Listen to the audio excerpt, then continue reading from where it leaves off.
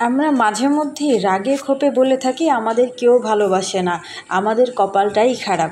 কিন্তু আমরা ভুলে যাই আমাদের কেউ একজন খুব ভালোবাসে, কিন্তু আজকে থেকে না, সেই হাজারো বছর আগে থেকে যুগ যুগ ধরে ভালোবাসে।